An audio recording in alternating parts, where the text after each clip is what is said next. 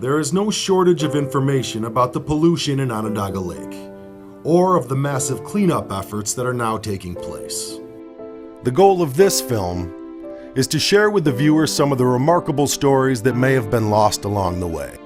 The turn of the 20th century would find competing resorts on Onondaga Lake. Tens of thousands would flock to the west shore of the lake to shoot the chute at White City, to ride the carousel at Long Branch, or while the night away at the many dance halls of Pleasant Beach.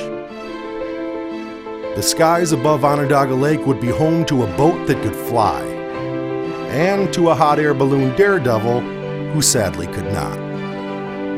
Throughout the 1800s, Onondaga Lake would produce 90% of all the salt used in the U.S., a supply that was so valuable to the Union cause that local workers were excused from military service during the Civil War.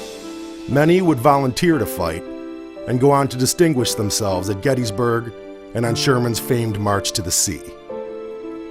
As early as 1600, Onondaga Lake would begin showing up on maps across the Atlantic, and European powers would begin vying for access.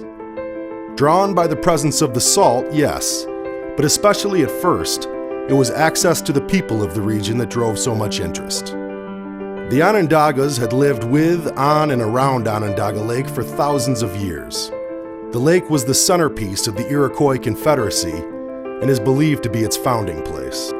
As the most powerful entity on the continent, cooperation from the Iroquois was key to trading or even existing in the New World.